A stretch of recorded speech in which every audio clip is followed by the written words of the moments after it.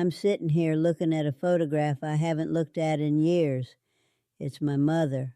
She's maybe 40 in this picture, standing in our backyard with her hands on her hips, smiling at something my father said. There's light in her eyes, real light. My name is Margaret, and I'm 76 years old, and I need to tell you something about that photograph and about my mother, because what I'm about to share with you is the reason I'm making this video at all. My mother died 6 years ago at 82. Not suddenly. Cancer. The kind that gives you time to say goodbye, but not enough time to say everything you wish you'd said. And in those final weeks, lying in that hospice bed, she taught me something that I've spent every day since trying to understand. Something that completely changed how I see my own life. Oh, and something I think you need to hear, 'cause I wasted decades not understanding it. Let me take you back to when I was your age. Maybe you're in your 40s, maybe your 30s. I was 34. I had 2 kids, a mortgage, a job I didn't love, but that paid the bills. And I was so focused on getting to the next thing that I didn't realize I was missing everything happening right in front of me. My mother used to call me every Sunday. This was back before everyone had cell phones in their pockets. This was a real phone call. She'd ask how I was doing, how the kids were, whether I was eating enough vegetables. And I loved her, but I always felt a little impatient during those calls. I had things to do, laundry, meal planning, work I'd brought home. I remember one Sunday, must have been 1998, she asked me to come over for dinner. Just a regular Tuesday night dinner, nothing special, and I said I couldn't. One of the kids had soccer practice. My husband was working late. I told her maybe next month when things calmed down. Things never calmed down. She didn't push. She just said, "Okay, honey, I understand. Maybe soon." And I heard something in her voice that I didn't understand then. Not resignation exactly. Not sadness. Something quieter than that. Like she was accepting something she'd known for a long time. That dinner never happened. Not that Tuesday. Not the next month. Not for another 15 years. Here's what I've learned about time. And I wish someone had told me this when I was 34 instead of 76. Time isn't what you think it is. When you're young, you think you have unlimited time. You think your parents will always be around. You think the moments you're missing aren't actually going anywhere. You think you can catch up later. But time isn't a bank account where you can make a deposit and then withdraw it whenever you want. Time is more like water. It just keeps moving. And the moments you don't grab, the conversations you don't have, the dinners you don't attend, they're gone. Completely gone. You cannot get them back. I didn't understand this until my mother got sick. When she was diagnosed, I remember thinking, okay, now I'll make the time. Now I'll be the daughter she deserves. Now I'll show up. And I did. I spent the last 6 months with her, more than I probably had in the previous 6 years combined. We talked, we laughed, we cried, we made memories. But here's the brutal part. Here's what keeps me up at night even now, 6 years later. Those memories were mine to make then because she was dying. I got them because there was urgency. I got them because I finally understood that the time was running out. But what about all those years before? Was all those Tuesday night dinners she was inviting me to? All those phone calls where she was reaching out? What about the thousands of ordinary moments that I skipped because I thought there would be more? There weren't more. My mother used to say something that I didn't really hear until she was dying. She'd say, "Margaret, I'm not trying to hold on to you. I'm just trying to know you." I remember being confused by that. Know me? You're my mother. Of course you know me. But sitting there in that hospice room, holding her hand, I realized what she meant. There's a difference between knowing someone and knowing them. You can live with someone. You can share a house, share holidays, share years, and still not really know them, not in the way that matters. I didn't know my mother's hope, not the current ones. I knew she'd wanted to be a dancer when she was young, but I didn't know what she wanted at 65. I didn't know what she worried about. I didn't know what made her happy anymore. I didn't know her, and the saddest part, I think she wanted me to. She'd bring up her life, her interests, her thoughts about things, and I'd listen with one ear while I checked my watch mentally. Is this going somewhere? Do I need to respond? What do I need to do when this call is over? I treated my own mother like she was someone I had to get through instead of someone I got to spend time with. Do you hear that? Do you understand what I'm saying? I had my mother, and I rushed through her, and there's no coming back from that. There's no redo. About 3 weeks before she died, we had a moment of real honesty. She was having a good day. The pain medication was working. She was clear, and she asked me, "Do you think I did okay as a mother?" And I immediately said yes, of course. She was wonderful. She was present. She was kind. She was everything a mother should be. But then she said something that broke me. She said, "I'm not asking about whether I was good enough as a mother. I'm asking if I did it right, if I prioritized the things that mattered." And I didn't understand what she was getting at, so I asked her what she meant.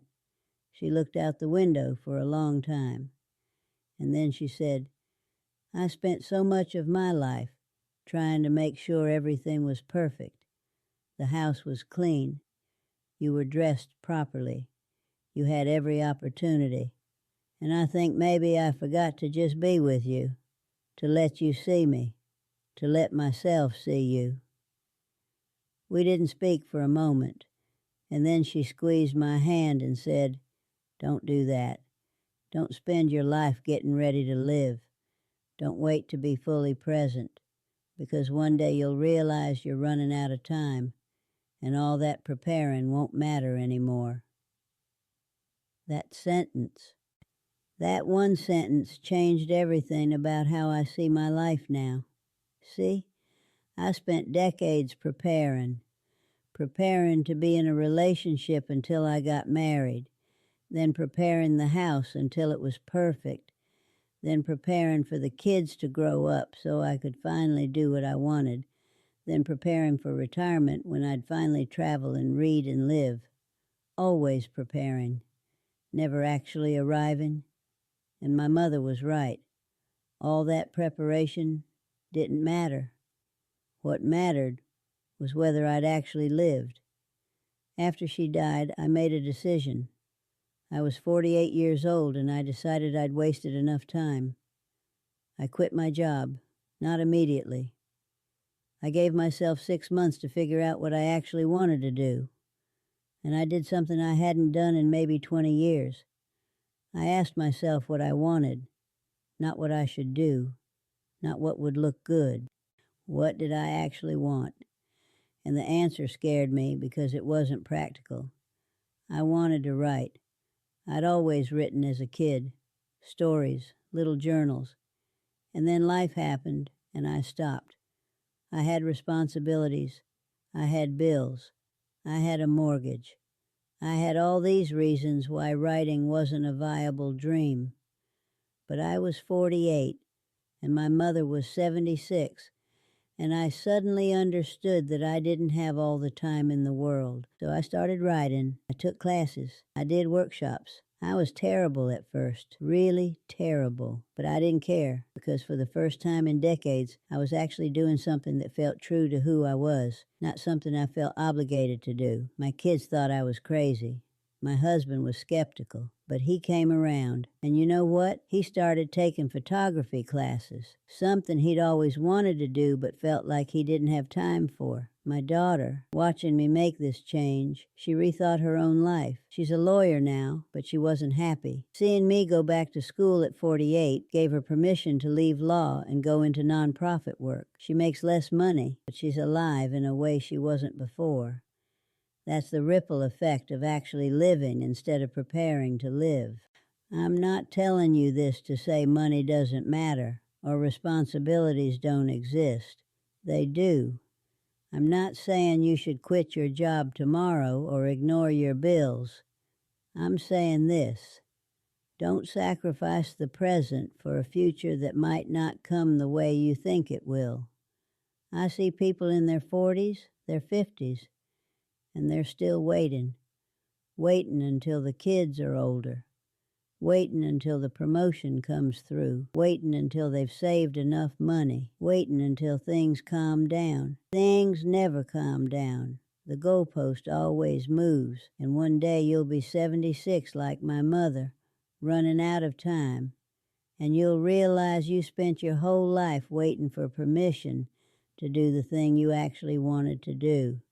And you'll look back at all those years when you were young enough, healthy enough, capable enough, and then you'll wonder why you didn't just do it. My mother didn't have big regret. She didn't regret her marriage or her children, but she regretted the small refusals, the time she said no to herself, the time she told herself it wasn't practical, the time she postponed her own happiness for something that seemed more important at the time, but turned out to be completely forgettable. Here's what I wish she'd told me earlier, and what I'm telling you now. Your life is not a dress rehearsal. This is it. This is the only one you get. The person you're with matters. The work you do matters. The time you spend on things matters, but not in the way you think. It doesn't matter how impressive it is. It doesn't matter if anyone else thinks it's important. What matters is whether it matters to you. When I was 34, I thought I had to stay in that job because I had to provide for my family. I thought I had to keep the house clean because that's what responsible people do. I thought I had to be available for every obligation, every commitment, every should. But you know what? My kids didn't remember the house being clean. They remembered the times I wasn't there emotionally. They remembered when I was preoccupied. They remembered when I chose the task over them. My mother spent so much time trying to create the perfect environment for me to thrive in, and what I actually needed was just to be seen by her. I'm 76 now. I have maybe 10, 15, 20 good years left if I'm lucky, and I spend them differently than I spent the first 50. I say no more. No to things that don't feed me. No to obligations that drain me. No to people who make me small. And I say yes more. Yes to my writing, even though I'm not famous for it. Yes to my marriage. Really yes, not just the surface level yes of showing up. Yes to my friends, even when I'm tired. Yes to experiences, even when they're inconvenient. I have dinner with my grandchildren. Real dinners where I'm present, not checking my phone, not thinking about what I need to do next. I listen to their stories. I watch their lives. Because I learned from my mother that the most important thing you can give someone is your presence. After she died, I found a box of letters she'd written but never sent. Letters to people she loved. Things she wanted to say but didn't. Letters where she talked about how much she wished she'd been braver. How much she wished she'd pursued her own dreams. How much she wished she'd shown up more fully in her own life. And I thought, I'm not going to be you, Mom. I'm going to do it differently. And I have. So I'm asking you, whoever you are listening to this, whatever age you are, whatever stage of life you're in, what are you preparing for? What are you waiting for? Because that thing you're saving yourself for, that goal you're grinding toward, that moment when things will finally calm down and you can breathe, it's not coming. Not the way you think it will. And meanwhile, your mother is getting older. Your partner is getting older. Your children are growing up. Your friends are living their lives with or without you. Don't wait. Not for the promotion, not for the money, not for retirement, not for things to slow down. They won't. And by the time you realize you've been waiting your whole life, it'll be too late to do anything about it. My mother left me this lesson. She left it wrapped in her absence. She left it in the memory of the dinners we didn't have, the conversations we didn't have, the moments we didn't share. And I'm grateful for it, even though I wish I'd learned it while she was still here. You can learn it without losing someone. You can learn it today. If this resonates with you, I hope you'll do something right now. Not later, not tomorrow, right now. Think of someone you love, someone you've been meaning to spend more time with, someone you've been rushing through, and reach out, make a plan, show up, be present. That's the lesson. That's everything. Thank you for listening.